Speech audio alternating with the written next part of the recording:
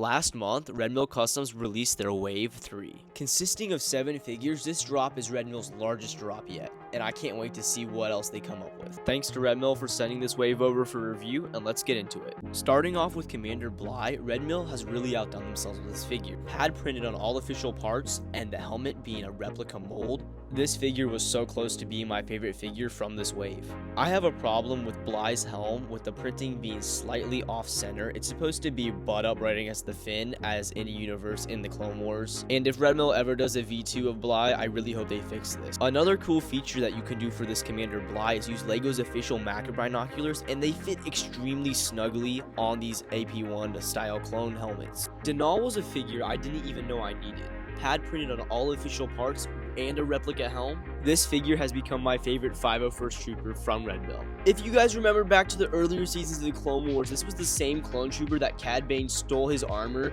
from to infiltrate and disguise himself from the Jedi. Another thing I love that Redmill is doing is making custom accessories for their figures, like this custom macro binoculars for their Denal figure. It fits so perfectly and I love it. CC4477, otherwise known as Thyre, served alongside the Coruscant Guard, packing in some of the most insane detailed arm printing I have ever seen before. This is an amazing figure, and I highly suggest you get it if you love the Coruscant Guard. Thyre pairs nicely with Redmill's Coruscant Guard Grunt that was released in Wave 2. Here is a clone squad that is really special. Jek and Rise, accompanied by Thyre, were actually in the first Season 1, Episode 1 of the Clone Wars.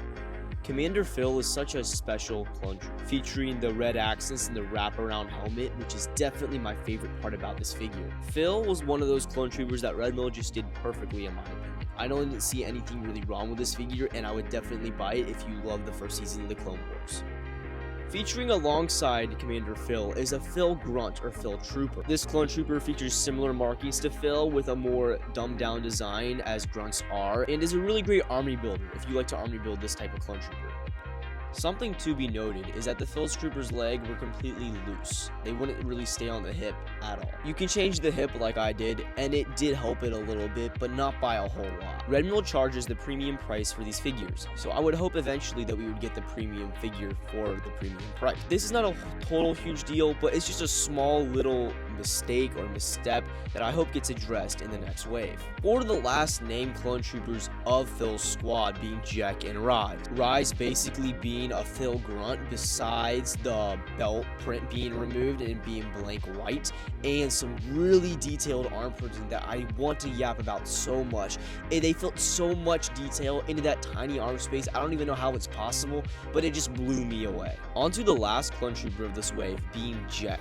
This figure sports a really nice pad printed ammo strap or belt across his back and front.